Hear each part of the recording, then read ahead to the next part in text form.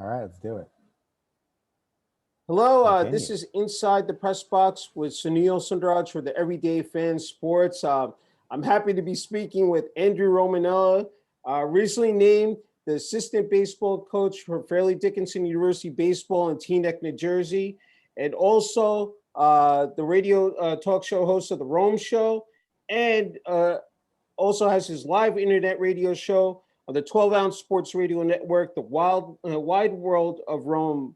Hey, congrats, Andrew. It's great to be speaking with you. And can't forget also managed the New York Brave in the All-American Baseball Challenge last summer there at Palisades Community Park.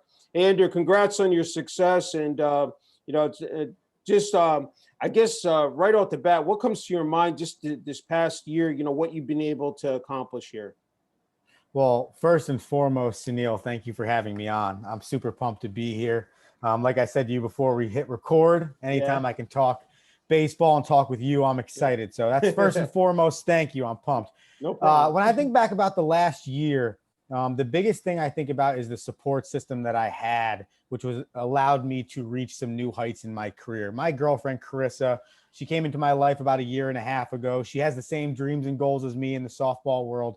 And she allowed me to kind of push the limits, take the opportunity with the Brave, be the manager, kind of step outside my comfort zone, because being a manager at the professional level, Sunil, to be honest with you, was not something, A, that was ever on my radar, and B, I didn't know if I was prepared for it. You never know until you kind of get comfortable being uncomfortable. And so she kind of pushed me to do that. And I was so thankful I did that, because it kind of opened up my eyes to what I can do in my career. And then thankfully, after spending last season at Fairleigh Dickinson University in Madison, New Jersey, the Division III program, I was fortunate enough to be given the opportunity to join the Division I program under head coach Rob DeToma in Teaneck. And I'm super pumped and fortunate. And I have to say, I just think I'm not here without my support system, and I'm super proud of my success, and I'm nowhere where I want to be. But I think when I think back about the year, Sunil, I got to be honest with you, I think more about the people that were willing to help me make those sacrifices and help me get there, because without those people, I don't think I'm the person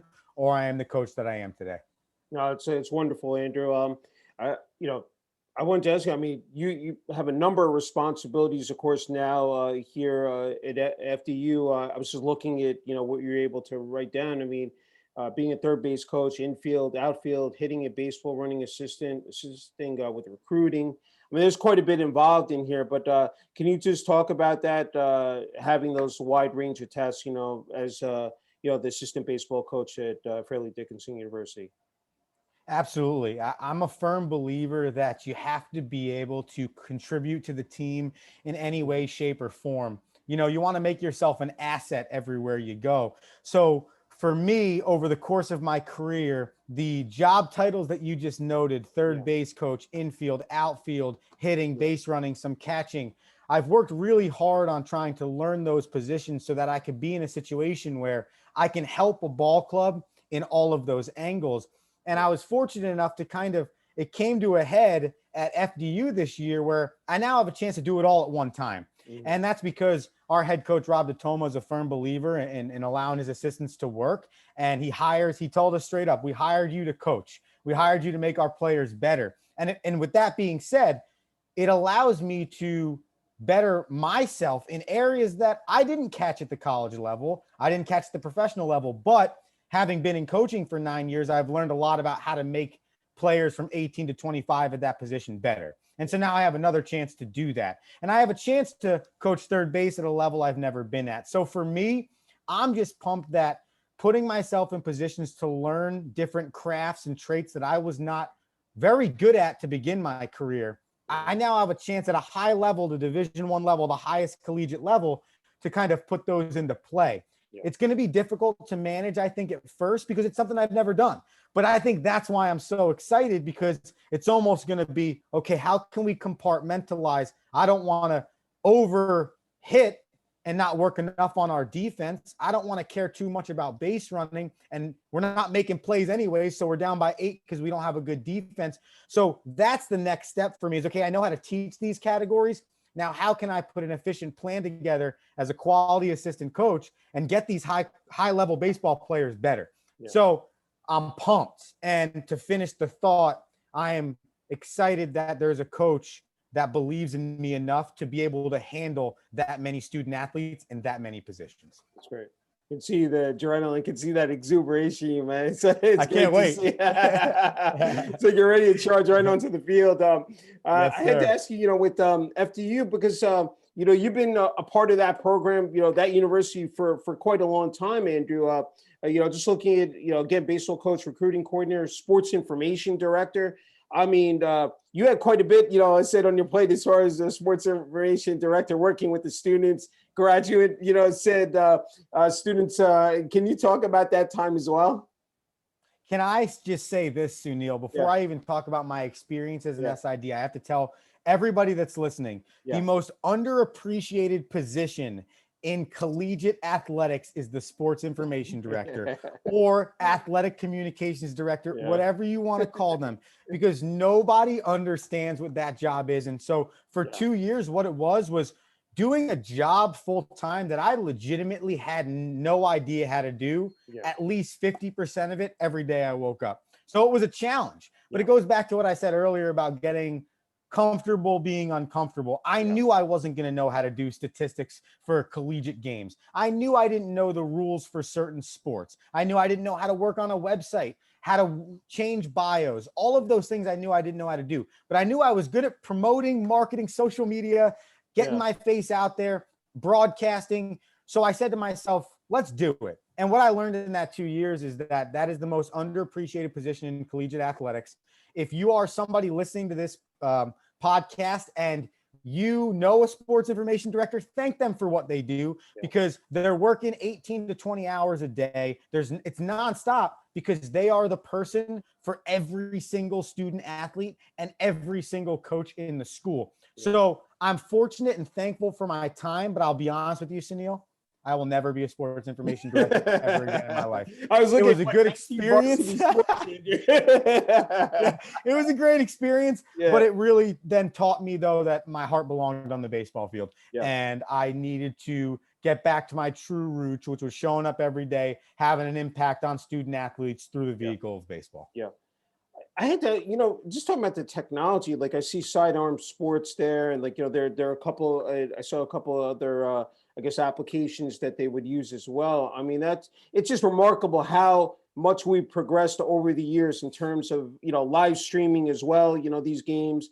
It is just fascinating. Just, this is just, I guess, the tip of the iceberg. I mean, just knowing as we move forward here, years, into the future, what it's going to be, like as far as, with, computers, with applications, again, with live streaming as well, Andrew. Yeah, and I don't think people realize this is the last 10 years. This hasn't been going on for a long time. So like I graduated college in 2013 from St. Thomas Aquinas College. And I remember when I was broadcasting their basketball games when I first graduated, I remember saying to myself, this has to be the only school that broadcasts their college basketball games. Like, I've been in college for 4 years. I don't think but one of our baseball games have been broadcasted unless it was in the conference tournament. So for schools to be able to not only be broadcasting every game, but every sport is mind-blowing to me. And you're 100% correct. And so if in the last 10 years, our technology for collegiate sports, both D1, 2, and 3, junior college, everywhere, has gotten this advanced, I'm excited and nervous, because more technology does mean more problems sometimes. But I'm excited and nervous to see where the sports world can go from here. And, you don't have to be on ESPN anymore for people to be able to watch your games. And I think that's the really cool thing for the student athlete.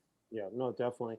And I wanted to just talking back to last summer, said with the All-American Baseball Challenge, and what I mean, I mean, you talk about just getting the hands-on experience, being in the dugout, managing a team. Again, I don't think it's any better than that. You were able to, said have some good success. And the only game I was able to come up there, to see you, definitely get, get in the umpires' faces. But, said you brought, again, that passion, said that intensity, to the dugout. But can you just talk, I mean, how cool that was last summer? I have to be honest with everybody. It was the best experience in my life. That 8-9 week stretch was probably the most fun I've ever had in the game of baseball. And I've had a lot of awesome experiences, and you've been a part of a bunch of my great experiences over the course of my career. And to sum it all up, I was grateful for the opportunity to manage the Brave.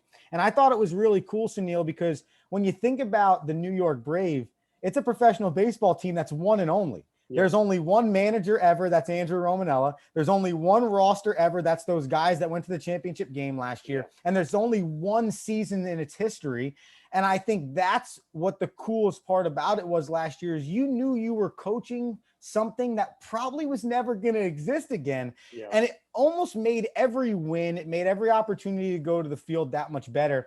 And the experience of being a professional manager and dealing with what professional managers deal with, because it's true, even in COVID times, pros are going to be pros. And for anybody that didn't know about the league, essentially the AABC was the opportunity for the Frontier League and specifically the teams in New Jersey and New York to say, hey, these players can still play some professional baseball under the COVID restrictions and guidelines.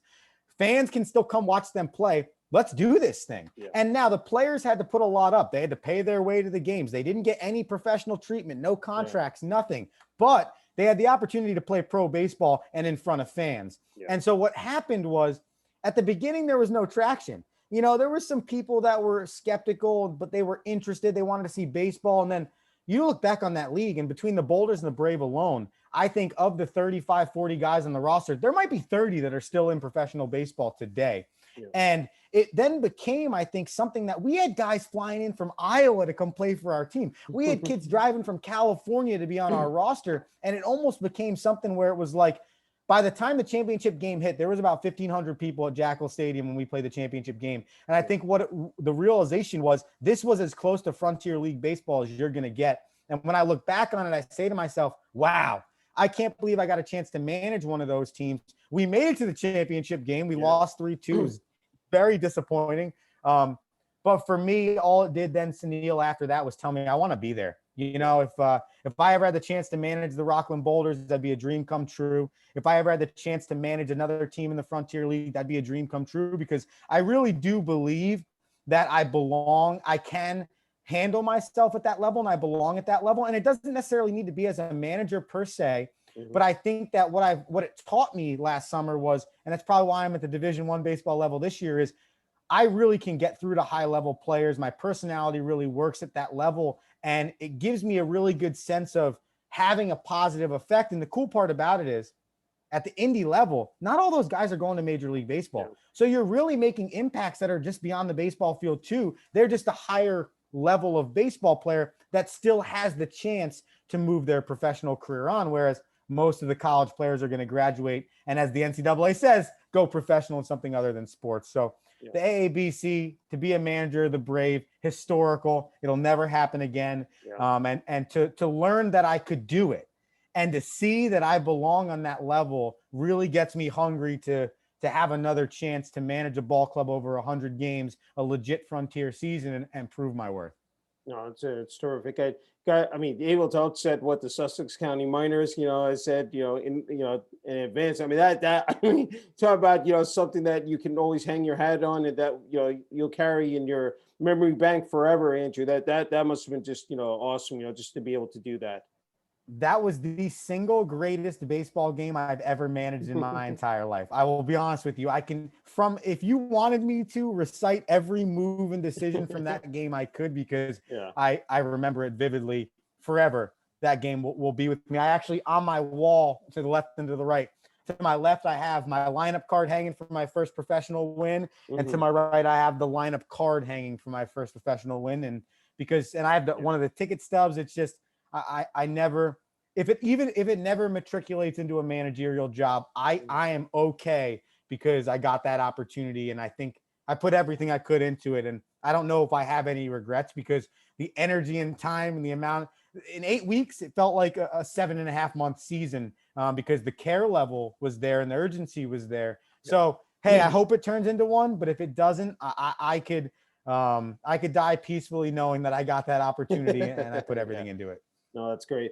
And I said, I want to quickly, of course, transition, and it's again your level of success here with your talk show. I said the Rome show, and then of course, the producing, the There you go. I'm glad Sporting. That's an awesome logo. That's outstanding. The 12-ounce Sports Network producing the Wide World of Rome podcast. So, I mean, this has just worked out. It's fabulous for you. Just describe this. Being able to, also on the broadcast side as well here, Andrew. It's been a life dream of mine to be on the radio, whether that is as a radio broadcaster like a Michael Kay and a Don LeGrec on ESPN, or like a John Sterling for the New York Yankees, broadcasting baseball, basketball, whatever. It's always been a dream of mine. And so I've lived this life, Sunil, where I've had two passions at one time. One is baseball coaching and one is sports broadcasting. And I've tried to, over the last 3 or 4 years, take my baseball coaching contacts and expand my network into broadcasting. So 3.5 years ago, I started a podcast with my brother-in-law's brother called the Dab Podcast. That's where it all got going. Mm-hmm. And we just kind of created this cool little fan base. I parlayed that into a live radio show on the internet radio, and then that turned into 12-ounce sports radio. And what I kind of did was I said, I can do this while I baseball coach. I can have a podcast network. I can host a live radio show and almost parallel these careers together, so that when I am officially done baseball coaching, whenever that is, I can stay where my heart's at in broadcasting and know that, hey, I can live 2 careers in one. And the model is kind of like most professional athletes, right? They play 15 years of professional sports and they jump into the radio booth for 15 years. And I'm well aware you got to have a resume to get into those booths. Yeah. So that's part of the reason why I continue the baseball coaching, because it's always going to bolster my broadcasting. And so what I really try to do with Wide World of Rome is what you're doing right here in the press box, Sunil. And it's just, I want a regular guy type talk show or a regular guy type podcast network I can go to, and I can get a 10, 15-minute podcast of Andrew going nuts about something stupid. I can get an hour live radio show where his brother's yelling at him, telling him he's an idiot. And I can get, I produce a football podcast. The head football coach at FDU Forum hosts it on Fridays. I could produce that, and people can come for a lot of different things and not feel like it has to be the most knowledgeable person in America that's giving them that info. Hey, it's actually a guy that's just like me, that eats at McDonald's just like me, that's paying his rent month by month just like me, right? But he's got these sports opinions that I agree with. Yeah. And so that's kind of what we founded it on. And it's kind of taken off from there. And obviously, I'm no short of liking myself a little bit, Sunil. So we made the logo a caricature of my face. And it's very creative, conversation. I said you have that. You got to be innovative, and you definitely have that on display there with the T-shirt. Yeah, I appreciate that. Well, that's good. I'm glad my money was. I love the beard. Love it. That's the best part, right? It's the details, the little details. So so now we just have fun, and we have the opportunity. We have a few sponsors. It's cool. I'm not here to try and make an insane amount of money off it. What I'm really trying to do is live out my passion, and hopefully one day, that turns into something that I could pay my rent checks and be married and have kids and et cetera, et cetera. But for now, it's about building a foundation. And I'm not a huge Gary Vee guy, but I had heard him talk a few years ago when I was starting the podcast about when he started his podcast, it was 3, 4, 5 people listening max. He was putting out YouTube videos where 10 people would listen. And he says he gets these inquiries all the time of people asking him, what's it like to put out a video and 1 million people watch? He goes, well, what was it like for a year and a half to put out videos where 5 people watched? I had to keep doing it every day to believe that one day I'd get 1 million, 100%. So what we just do with the Wide World of Rome is we try and get one person a week. If there's one person at a recruiting camp, or a lot of the pro guys, obviously, I work my tail off. I'll try and interview them. I had Jamie Keefe on. I had Mikael Mogs on, some guys I know that you definitely know, Zach Rakusin.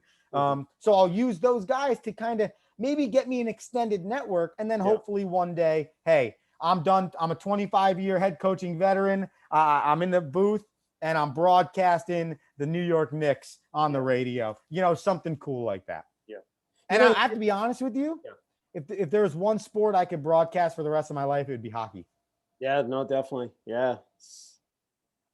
I mean, especially when it gets the Stanley Cup playoff time, there's nothing better than that. That 2-month stretch run is, the way these guys, battle it out and, said, spill the blood guts. I mean, you hear some of the injuries that these guys play through. I mean, broken ribs, torn, knee ligaments and these guys, but it's all, about raising that cup, said, not in June, but in July. Yeah, right. Last couple of years. Absolutely. Yeah. Right. You made an excellent point that going back to FDU, like, the number of sports, like, now that can be live streamed. And this is the thing is that you can now really tap into that, even like, on the collegiate level, as far as like, covering, sports, bringing, coaches, players on. And it's surreal, to see, I said the growth, I said of, broadcast media. You have so much that you on your plate, like, when it comes to this show. I mean, it's just, the behind the scenes work, Andrew. It's just not about, the talk show. I mean, it's, talk about, producing, editing, website content, and then uploading it to the various platforms. Just taking a look at iTunes, Google, Spotify. That's again, it again relates to technology. Again, that it goes hand in hand. Can you just talk about that as well?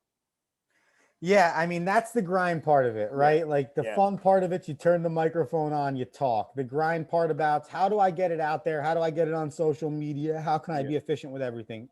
So I tell everybody this, because the one thing that's always been told to me or people talk to me about is exactly what you just said, is there's a lot on your plate. Yeah. And I'm like, yeah, there is a lot on my plate. When do you sleep? You know right. And so that's part of the two things that I kind of try and do every single day, right? Like, I know what I want to work on and I know what I need to get done. So if I get that organized every single day, I have a whiteboard sitting next to me, and it's really a simple thing. I get up and I don't try and overdo myself. I'm not trying to do 47 things in one day, right? I have to understand when each thing is needed. And it's taken me forever to get there, but now I finally have an understanding. So I try and start with 5 to 6. I got 6 up there today, right? Mm-hmm. So if I can get those 6 done in a day, generally those 6 are going to cover almost every part of one of the pieces of the meal on my plate, right? And so then I can kind of get that rolling every single day.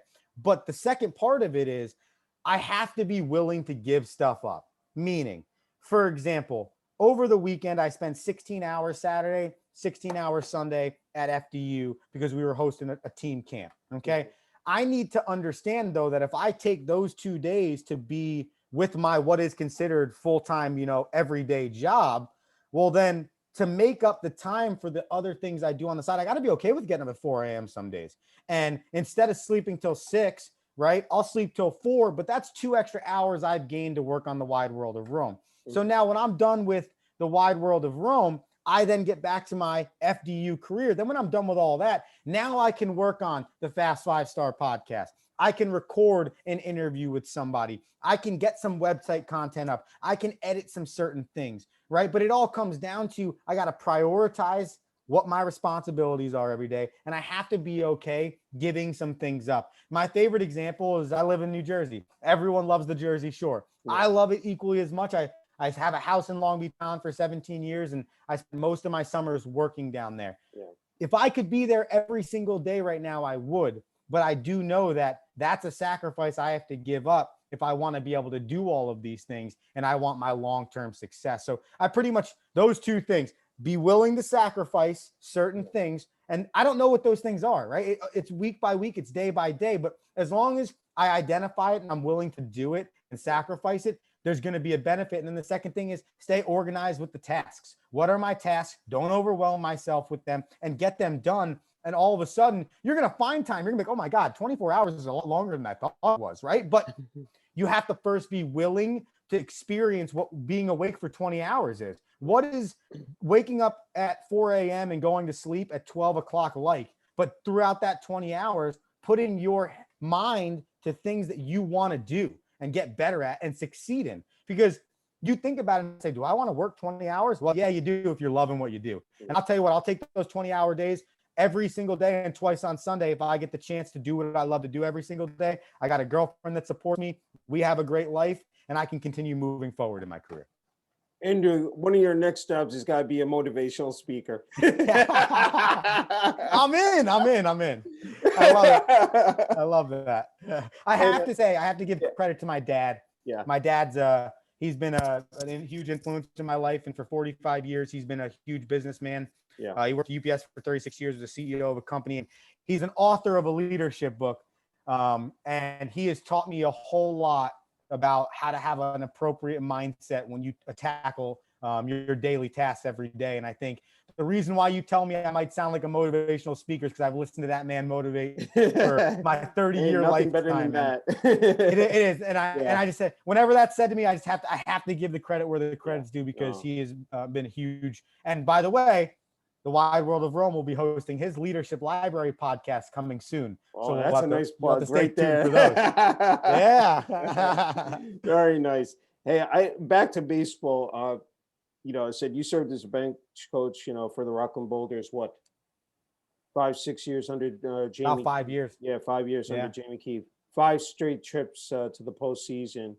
I mean, you talk about one of the best runs ever. I mean, you talk about in Boulders, history in the organization. I mean, what were those moments? I mean, said working with Jamie Keefe, just by side, and just being those teams. It was so cool. I mean, everything about my time with Jamie Keefe, I am so thankful for. He is one of the biggest, if not the biggest, coaching mentor I have in my career. Took me under his wing in 2014. And that's a really funny story, which I could tell you if we have some time. But the bottom line is, being on those teams, I learned a few different things. But the biggest thing I learned was building relationships is the most important thing you could do.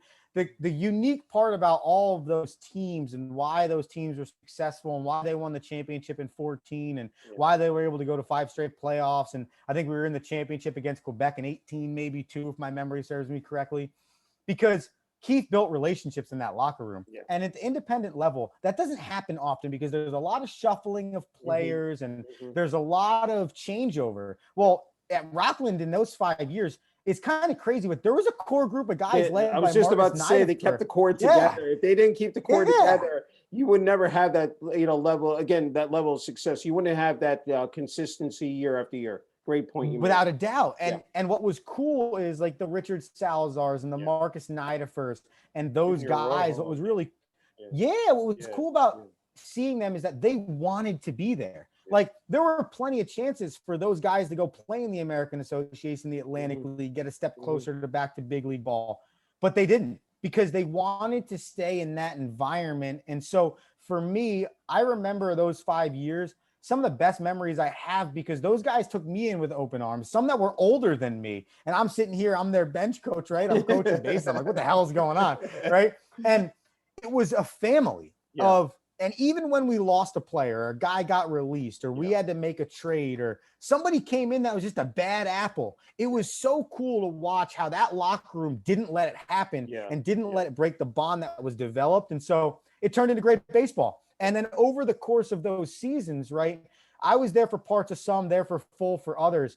Guys just had each other's backs. Every time we hit adversity, I think there was a stretch, if I remember, in like 17 or 18, where they lost like 9 straight. And I remember coming in to join the ball club after the college season ended. And I said, Keith, what the hell is going on around here? And he goes, we have a lot of not Rockland Boulders in this locker room. And I remember sitting there, like getting chills down my back, being like, wow, like, it's independent baseball, but yet we have a professional clubhouse that probably mirrors or is better than some of the 32 ball clubs at Major League Baseball, because this man understands that the relationships are the most important part about the game. So, and then, the last thing is I remember, is you're going to laugh at this, is I remember Quebec fans from that 5, because Quebec was really, I know Three Rivers won a championship in there, and, Sussex won it in 19 maybe, but in that run before Jamie left to go to High Point, Quebec and Rockland were really the 2 teams that everyone was coming in trying to beat every year. And I remember every time we would go up there, we would get killed. I mean, not like on the field, but by their fans. And it was a blast. But there'd be 25, 3,000 every single game. And I just remember every time we'd go up there, I'd be so excited to be the road team, because it was like the 2 best teams in the league. Everybody understood it. It felt like a playoff game every single time. And I think that sticks out to me so much, because when I talk to my guys now about big time road series in college, I'm like, at the professional level, You got 17 of these. So if you don't show up with a mindset every single time, you're going to get killed. And up in Quebec with that fan base, it would happen. So, oh man, one of the best 5-year runs of my life, Sunil. I'll forever thankful for what Keith did with me and what he did with that locker room during that time. Yeah, I was saying, the Boulders and Jackals have a great rivalry, but nothing, said I think beats also, the Boulders and Quebec because 2016, it said down 0-2 and then they rally, said to win 3 straight at Palisades Credit Union Park, and then I know in 2017, I think, they of course swept the Boulders, but again, I mean, it's not easy, as you said, year after year to be able to make the postseason. I mean, 5-6 years, of that is just unheard of. I mean, it's just, you look at other teams in that league, don't even match that, unless you go way back to, of course, in the early days of the Can-Am League with the New Jersey Jackals. But, he just had a certain blueprint, and of course, his previous experiences, as a manager, as a player. I think just, again, it all, as I said, fit the billing, with, that organization, with that, with those teams. And it was just, just a magical time. And you're about to see the same, before you go on, just want to say this. Go ahead. You're about to see the same thing in High Point. It's about to happen in High Point. I know that. Yeah. I mean, he's just the same, personnel there, it's like everyone just like transitioned right down to High Point, North Carolina. Again, having that same type of, winning tradition. And it's great to see what he's been able to do there. I mean, he's missed in Pomona, New York, but, I think what he's doing down there is just, again, it's phenomenal. It really is. Yeah. I mean, it's just, again, one of the best, I've always said, one of the best managers out there, said, for a long time. Yeah, a couple more for you. I can't thank you enough for the time, Andrew. I don't want to forget, of course, your alma mater, Stack, St. Thomas Aquinas College. I mean, not only as a commentator, as a coach, as a player. Just talk about, how, being able to move up that ladder, but, and have, again, just enjoy that run. I mean, how cool was that for you, Andrew? Awesome. And you mentioned St. Thomas Aquinas College. The chance for me to coach there in 2018 and win a championship there as a coach. I got to win a championship there as a player in 2013. I won a championship there as a coach in 2018. Climbing up the ladder has been so cool, and St. Thomas Aquinas College is the reason that I've gotten here. It's such a small school in Sparkill, Sunil. I know you know it, but not many people know it outside of even the sports world. And what I learned there was, it kind of comes back to the building relationships thing, but it was about the people that I met there, and some of the people, John Garvey being one of them, who's their current head baseball coach now, who recruited me there, hired me back there when he was an assistant. He was one of those guys is that when you graduated, it wasn't just going to be, okay, you graduated, see you later, next guy. It was, hey, you graduated and you know what? You are good at this broadcasting thing. Let's hire you back for our basketball team. And then, hey, you know what? You're in the coaching career. Let's bring you back to Stack. And through all of those experiences, while I was kind of building my career outside of Stack, the school affected me every single step of the way. And so it was really cool. And I think back now, I know my journey is nowhere near over, but entering my 9th year of collegiate baseball, and knowing that I've had, 5 years of professional baseball under my belt, I look back and I'm just super thankful for the people that took a shot on me. I think so many times when you jump into professions, you compare your resume at the time to the resumes of everybody else's, and you immediately judge yourself off of that. So when I started my career, I graduated from a D2 school. I was a part-time player. And I think at the time when I first became a head coach at the junior college level, I was like doubting myself.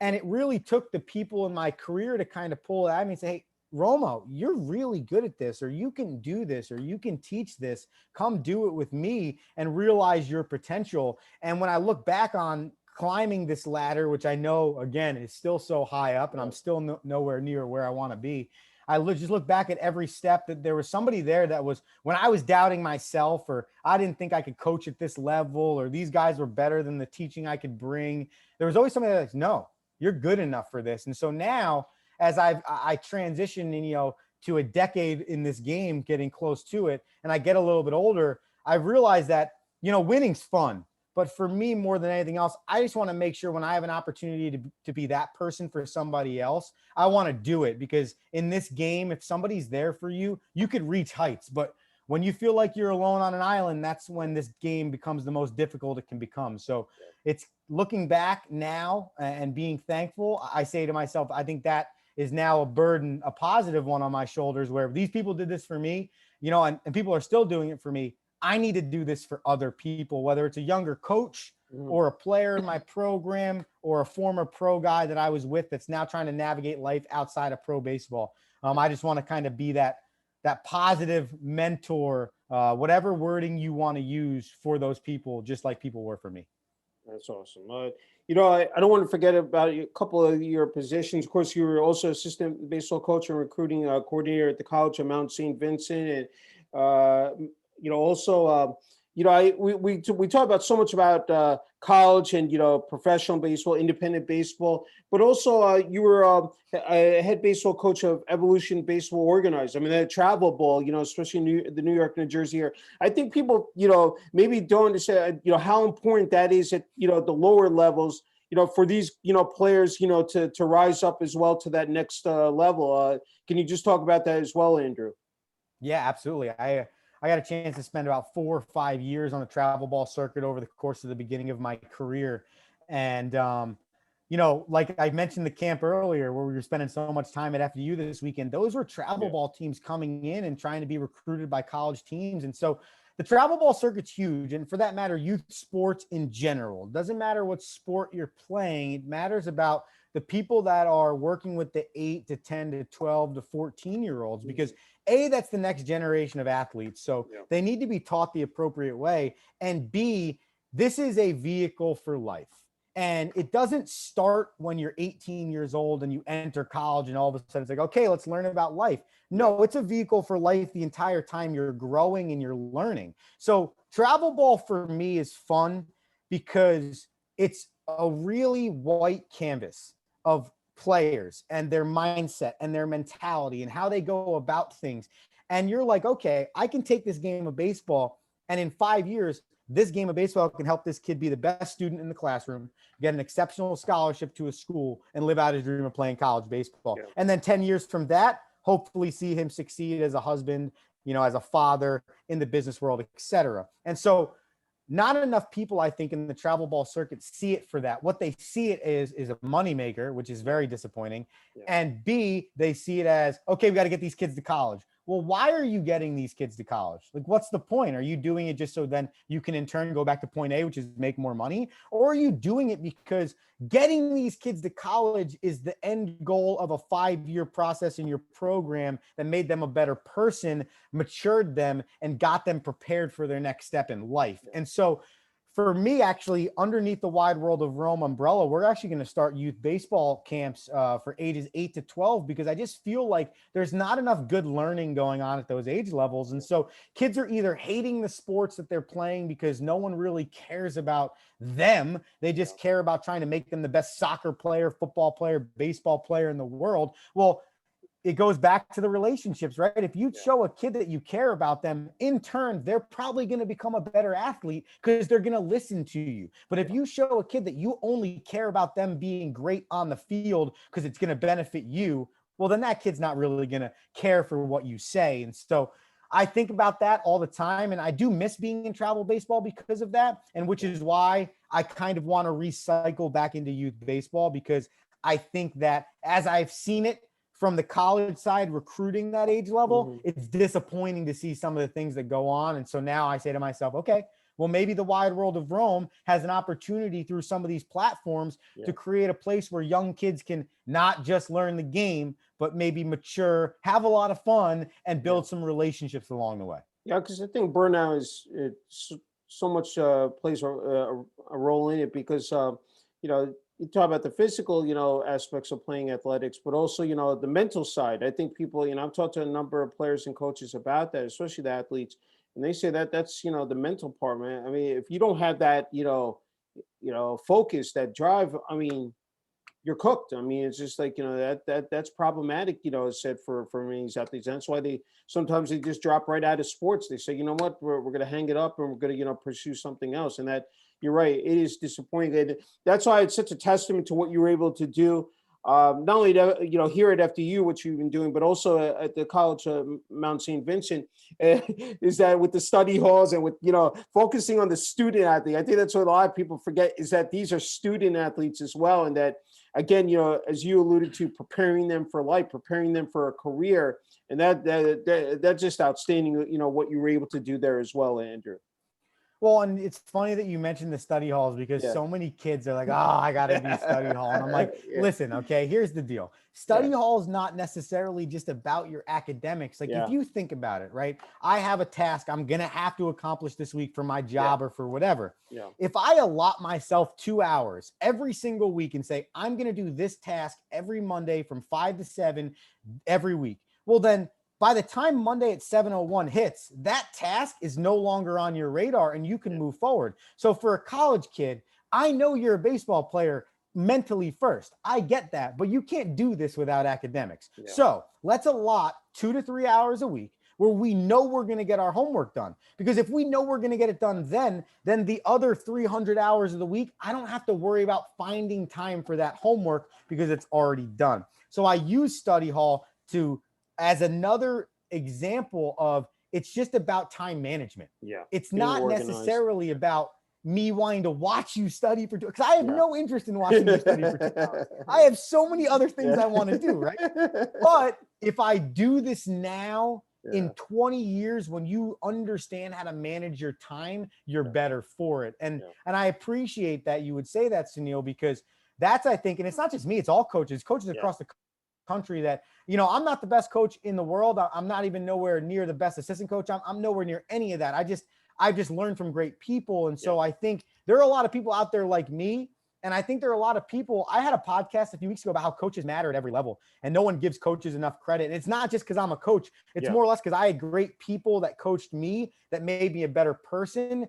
And that needs to be talked about more. Teachers need to be talked about more. Those are the people that we just talked about maturing. Well, you're with a student 187 days out of the year, Monday through Friday. So clearly teachers matter, because we send our kids to school from age 5 to age 22. So why wouldn't we try and make it so that our teachers were in better environments to do their job? And instead of saying, oh, teachers, if summer's off, no, why don't we say, they have summers off because they deal with your kid for 9 months out of the year, trying to make them a better person. And so it's the same with coaches. Coaches are underpaid across America. And it's really sad, because the coaches are in charge of your kids for their 4 years. They get in trouble, it's on the coach. They do something stupid, they fail, whatever it is. But yet you're not going to pay the coach enough to live and actually have a positive effect on the kid, because he's got to have 6 other jobs to be able to show up to this one job. Why would we devalue what we realize is super beneficial to our kids? Yeah,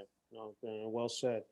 Yeah, there are a couple more spots I had to ask you about before I get to, finish up with, of course, your hometown of Allentown, New Jersey, and I said a couple other places. Hey, head baseball coach and baseball instructor, social media director at Zone Sports as well, and then head baseball coach at Raritan Valley Community College. Just quickly, I said talk about those spots as well. Raritan Valley was the first place I ever coached collegiate baseball. I am super thankful for my 2 years there. I can tell you, Sunil, we did not win a lot of baseball games, but if I was to text any kid that graduated with their associate's degree in those 2 years right now, I could see them in a heartbeat. And I think that's the most success I've ever had in my career, building some relationships. And I think that's what I'm super thankful for from that opportunity. And Zone Sports Academy is still very prevalent in my life today. Actually, my girlfriend, that's how we met. She's a full-time employee at Zone Sports Academy for softball. Okay. And I still do some work with some of their teams. And now some of my former players are actually getting their coaching career started at Zone Sports Academy. So those two places, without those two places that you just mentioned, Sunil, I am nowhere near where I am in my career today. Those were the jump off points. And I tell people all the time, I took some serious risks with those two jobs. You know, I did them kind of at the same time.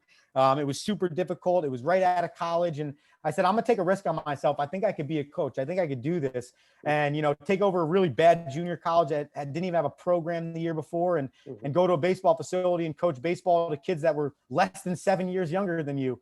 And you know what? Thank gosh I did it, because now I took that step, and those two places were what really helped start my career. That's great. Okay, it said hometown, Allentown, New Jersey. Attended the gunnery school. It said definitely, you know, said flourished on the baseball diamond there. Just what comes to your mind, you know, thinking about, you know, your times there? So actually, my family's resided in Allentown for the last 15 years. Oh, okay, okay. I have lived in 6 different states, Sunil. So wow. I was born in New Jersey, right near Rutgers University. Okay. We moved to Syracuse, New York when I was 4. My dad working for UPS. And then we moved to Des Moines, Iowa when I was 7. And then when I was 8, we moved to Southern California. Wow. And then when I was 12, we moved to Alpharetta, Georgia. Then while we were living in Georgia, I went to the Gunnery, which was a private boarding school in Connecticut. And then my family moved back to Allentown, I want to say 2007 or 2008. Now we've resided in New Jersey ever since. But yeah, so that's why I actually kind of went to the Gunnery. One part because of sports and my brother was there playing hockey, and 2 because I needed some consistency in my life. My mom could tell that it was affecting me to go to so many different schools, and so it benefited me. And the Gunnery, Sunil, is who made me who I am today. I could shout out a few different people. Jeff Trundy, who is currently the head baseball coach of the Falmouth Commodores in the Cape Cod Baseball League. He's been there for about 25 years. He is my second father. I could say that honestly. A man named Richard Martin was my head football coach, assistant baseball coach. Him and his wife had a profound impact on me in my career. And then Peggy and Ed Small, Mr. and Mrs. Small. Ed Small was actually my math teacher, and he was our assistant baseball coach, and we share the same birthday. And those 5 people, along with a few others at that school, took an Andrew Romanella that probably wasn't going down the specific path he should be going down in high school, and turned him into a lot of the person that you're speaking with today. And I am forever grateful for that school. I'm forever grateful for those people, because they really helped shape what I wanted to become and who I have become.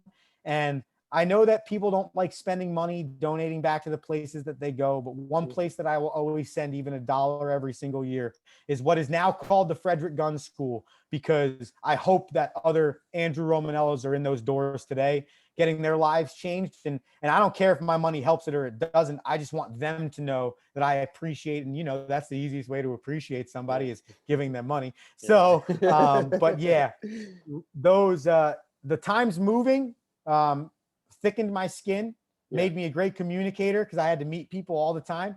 And the Frederick Gun School changed my life. And secretly, one day I'd like to go replace Jeff Trundy as the head baseball coach there and be able to affect people while working at the school. Very good. Hey, I want to ask you before you went to Stack, I think you attended the City College in New York, CUNY School in NYC, in New York City. And what just stood out, you know, a stat, you started every game at shortstop for 2 years. Is that correct?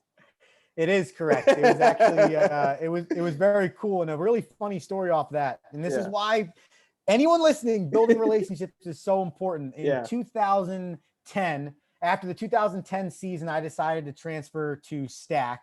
2011, 2012 was my first year at Stack. So I transferred to Stack because we didn't win a lot at City College. We were going through a new head coach and blah, blah, blah. So I transferred. I'm at Diamond Nation 2 weeks ago from today. And I'm talking with the current City College baseball coach. And my coach at City College was coaching a travel baseball team that we were both watching. Crazy connections. And I said to Steve Macy, as the head coach currently, I said, hey, Steve, do you know that Dave York is the guy that recruited me there? And I played at City College for him. He goes, yes, I did. I said, you know, I played every game there. And I was just like kind of messing around with him. And he looked at me, and I never realized it. So that moment he looked at me, goes, Romo, you could have played every game the next 2 years too. I took over as the head coach. And I was like, oh my God, I actually had no idea. He's like, yeah, we've known each other for 8 years. You had no idea that when I took over, you were the one guy I was trying to get to stay. And I was like, wow, that's crazy. Yeah. And so what's cool about it now is he kind of developed a relationship with me without me even knowing that story for 8 years, but he knew of me. And I guess because, hey, I guess I carried myself pretty well, even in a scenario where I left the school.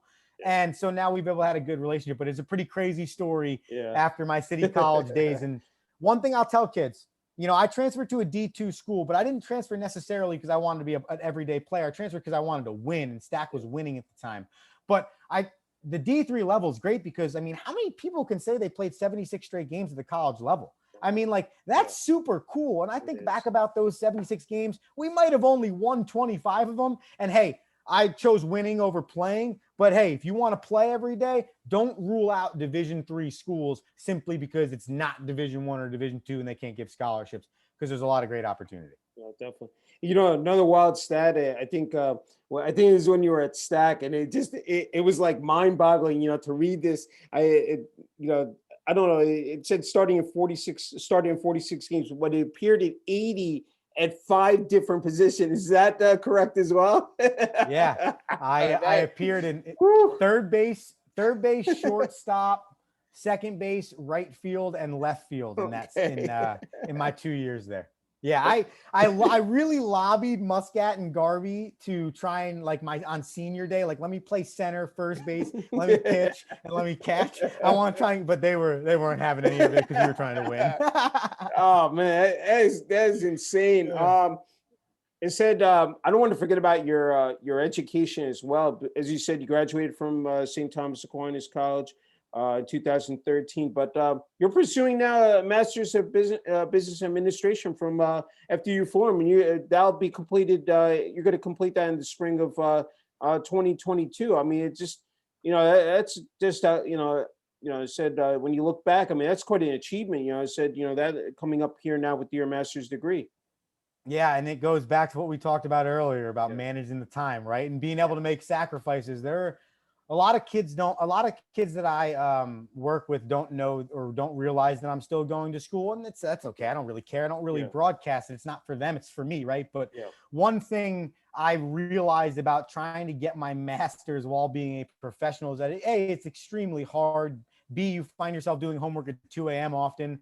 But C, if you want to get continued education, do it the minute you graduate college. The minute you graduate with your undergrad degree, look to see if you want to continue your education, because we talked about mindset a little bit on this show. Yeah. Well, the mindset of getting back into going to school is super difficult. So I chose my master's in business administration because a lot of coaches have the sports administration masters, or they have the coaching title. And I said to myself, I feel like my resume will pop if I have a communications undergrad and I have a master's in business administration. So I have to be honest with you, it has been one of the hardest things I've ever done in my life, because my mind does not work. It's not business savvy. My dad clearly sucked up all of those genes, him and my brother. They're the business guys. I got the sports side of it and the talking side of it. So the challenge has been real, but I'm 18 credits away. So there's a light at the end of the tunnel.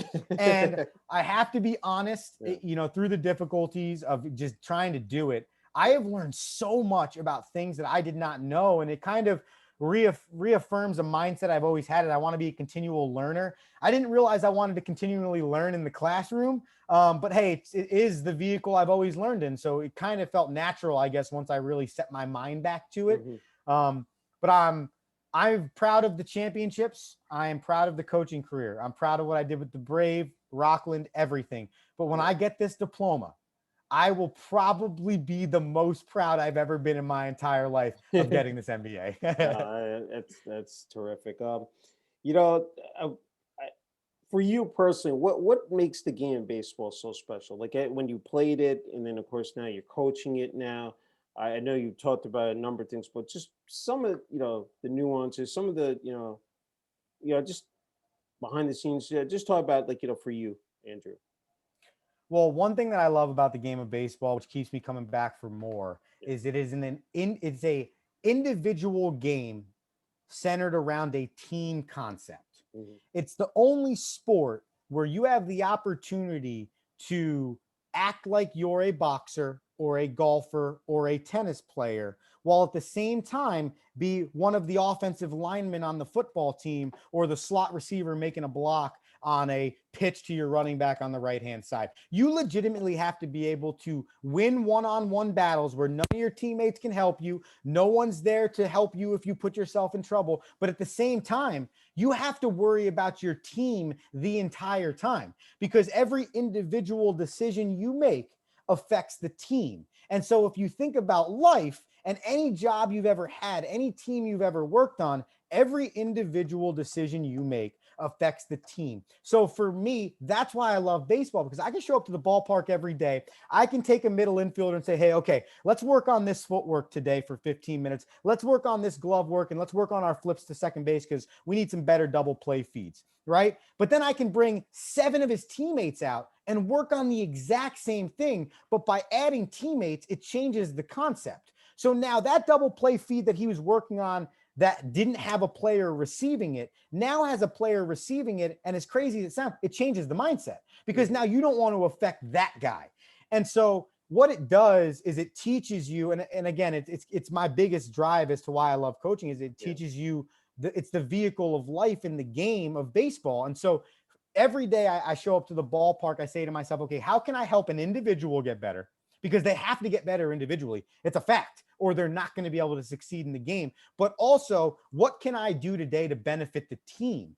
And I know that every sport and every athlete can say that, but the bottom line is, if I'm a three-point shooter and my job is to get to the line and receive a pass and shoot the three, I can't do any of that unless the other 4 guys on the court do their job, right? If I'm a running back, I don't run for 1,000 yards if the other 10 guys on the field don't do their job. Well, really, and the fact of the matter is, Mike Trout's the best example. You can be the best player in the game of baseball, and you can also still be on a bad team, because not enough individuals are doing enough for themselves to make them great, and not enough of them are also doing enough to benefit the team. So you can be great at one thing, but if you're only great at one thing in baseball, unfortunately, it's super difficult to be great in the other. And that's why I love it. That's great. Hey, the last two, I know you talked about support from your family.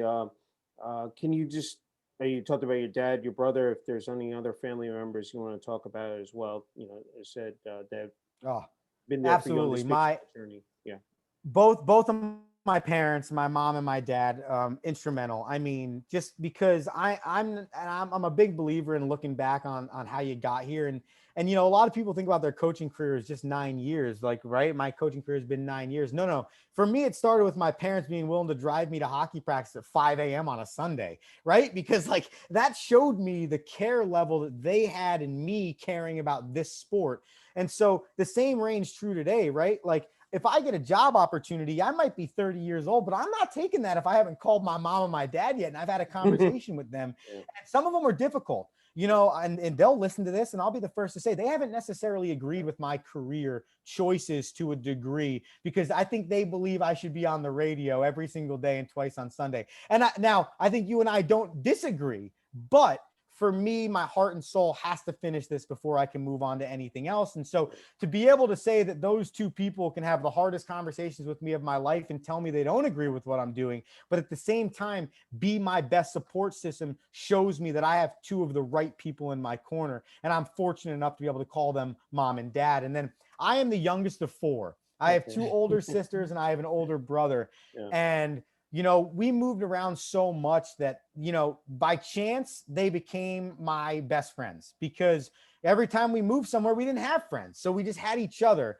And being the youngest was difficult sometimes. My oldest sister is 7 years older than me. And, that's difficult when you're 14 and she's 21. It's hard to build those relationships. And the fact that I can, like any friend, call them with anything I possibly need, and they'll support me in this career and in this journey, and they'll listen to the shows and they'll come to the games and they'll cheer me on. Without my family, I'm not there. And then, I mentioned my girlfriend earlier, but it's just, timing's a crazy thing. You put yourself in jobs that don't pay you anything. You're driving places saying, why the hell am I doing this? Yeah. And then all of a sudden one day you meet somebody that reaffirms why you're doing it and almost makes you want to do it more. and makes you want to work harder. And so, you know, the 5 family members that I've been fortunate enough to have in my life and my girlfriend, you know, I obviously mentioned some teachers and stuff like that, but that my family, they've been my rock, and without them, I'm not here. I know you mentioned hockey. What other sports? And then when did you, make that, I guess that transition or that pivot to baseball? Look, this is it right here. This is, what I can, really succeed in, for years to come or for life here, Andrew. So I spent my whole life up until I was 17 years old playing travel hockey, competitive hockey, Okay. wanting to be a college hockey player. My brother and I both together. My brother did live out that dream, and he got a chance to play at the University of Delaware, which is super awesome, and he coached some college hockey too. But my whole life I played baseball and hockey, but the seriousness of the travel side of it was always more on the hockey side. And so I went to the gunnery school looking to be a hockey player in college. And after my junior year, I had started 90% of every game at shortstop for the high school team and for baseball. And I had barely played on the hockey team and barely made varsity 2 of my 3 years there. And so I had a real conversation with Coach Trundy, and he said, man, I think your chance is going to be to play college baseball. And I talked to my mom and my dad, and they were really honest with me. And they're like, listen, Andrew, you're probably not going to be professional in either sport, which I needed to hear. And you're going to have a chance to play college baseball.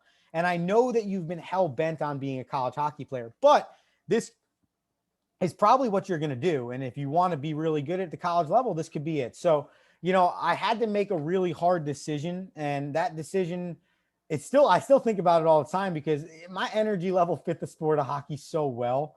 And I just love this fast-paced nature of it. It's something that I've always loved, but I made that transition when I was a junior going into a senior year of high school. So my recruiting was really late in the baseball world. I was really late in everything that I did in the baseball world, but once I turned the hockey switch off, I realized how much I loved the game of baseball. And I realized, kind of much like my broadcasting and my coaching career, I can love 2 sports equally. And because I'm not playing one at the next level doesn't devalue what I've done in that sport for the last 15 years and the things that I've gotten to accomplish. And then lastly, when I was at the Frederick Gun School, I got a chance to play varsity football. So I was a varsity football letterman for 2.5 years. I was the captain in all league in varsity football my senior year. I got to play varsity hockey. My senior year, when I decided to play baseball in college, I actually decided to take the winter off from playing hockey. But we had low numbers on the basketball team. So I actually walked onto the varsity basketball team. So I got a chance to play varsity basketball for a year. And then I played varsity baseball. So I got to play 4 varsity sports in high school, which was really, really cool. And I tell kids all the time, play every sport, play everything you can, because one, to be a professional in one is so freaking hard that why not try everything you can, because you only get one chance to do it. Yeah, the one, benefits the other, as far as keeping in shape and, that's great. I know during the course of this interview, you've offered plenty of advice. I'm wondering if there's any more you can add, as far as younger players, kids out there, people want to break into the coaching ranks. So I think you're in, of course, the perfect spot to do that, Andrew. Well, I appreciate that. And the one thing I would say to anybody, whether that's a player, a potential coach, a potential broadcaster, a potential writer, right? What I would tell anybody is you're never the smartest person in the room. Because if you walk into a room and you automatically believe that people around you, no matter their title, their age, if you believe that you have more knowledge than them, it's going to be very difficult to get places in life. You have to walk into every single room and not believe you're the smartest person in there, because if you don't believe that, you're going to learn something that day. And I think about this all the time. There's a baseball coaches convention we go to every January. There's about 8,000 baseball coaches from across the country that go.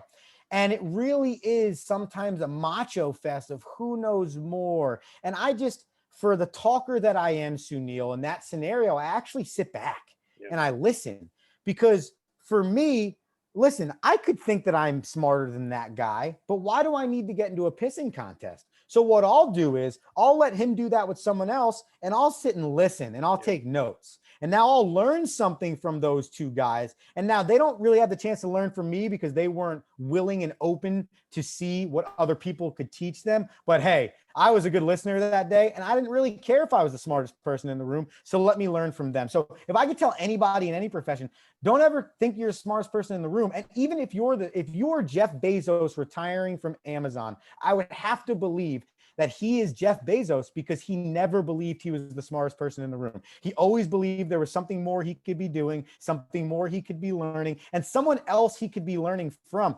I got to say, my girlfriend's been a head softball coach in college for 1 year. I've had 7 more years of experience than her, and I have learned so much from her in her 1 year of experience. And I have learned from some guys I've talked to with 15 years of baseball experience because she's also she's willing to be not the smartest person in the room. And what that turns into is great, honest conversation where people are helping each other get better because no one's trying to take the upper hand. Everyone's just trying to help each other. And I think that mindset will always start those conversations and will always start that learning process. So be a lifelong learner. And never think that you're the smartest person in the room. Because if you go in there with an open mindset to learn, I promise you're going to learn something. And sooner or later, that's going to help benefit you down the road. Well said. Okay, Andrew, the floor is yours. If I've left anything out, you're more than welcome to add. It's right here, for you. Well, no, this was awesome, Sunil. I really appreciate you having me on. I would just tell people if you want to follow any of the stuff that I got going on anywhere on Instagram or on Twitter, you can search Wide World of Rome, or you can search Coach Romo 24. Coach Romo 24 is going to be my personal Instagram and Twitter. The @Wide World of Rome account is going to be everything that does the Rome Show, the One Timer podcast, the Fast 5-Star podcast, and everything associated with the Wide World of Rome. And then we're on Facebook also, the Rome Show, the #1. I know a lot of people like Facebook too, whatever it is. Check us out. And then wideworldofrome.com can give you all that information as well.